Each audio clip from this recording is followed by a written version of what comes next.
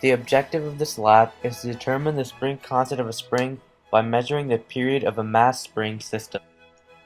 Next, we have the materials required for this lab: a video camera, a motion sensor, a metal safety cage, a computer with data acquisition software, a mass set, one 6-inch coil spring with a spring constant of about 5 to 10 Newton meters, a tall ring stand, a pendulum clamp, a C-clamp,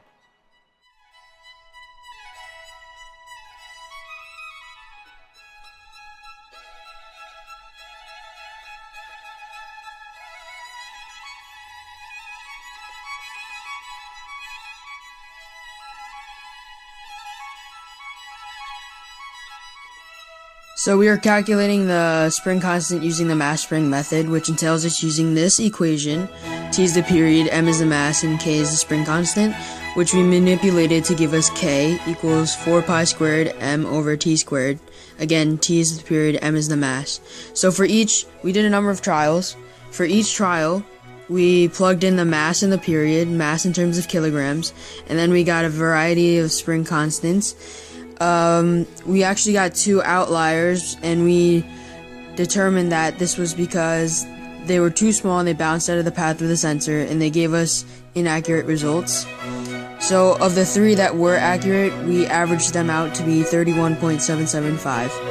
And for this question, we determined that amplitude did not affect the oscillation of the mass spring system.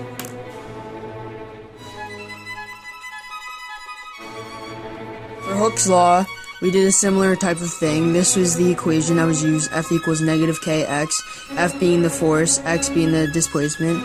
We did a number of trials, we plugged in the numbers, and we got an average of 32.29. However, we also did the graph and found that the slope is equal to k as this is stated, and the slope was found to be 32, so we averaged the two together and we got 32.144. We also measured the percent error, accepting Hooke's law method as the book value or the accepted value, and the mass spring was the experimental. So we plugged them into this equation, which is accepted minus experimental, the absolute value of that, over accepted, times 100%, and that gives us our percent error. So this is what we came out with, 1.148%. Lab, we discovered how to calculate the spring constant using both the equations from simple harmonic motion and Hooke's law. These values gave numbers for spring constant that are extremely close to each other, within 1.5 to be specific, so they can both be used to calculate the constant. In addition, we discovered that the period is affected only by the mass of the object if the same spring is used. The amplitude has no effect on the period whatsoever. Possible sources of error include the friction, which may have damped the movement of the spring, which could have resulted in different values.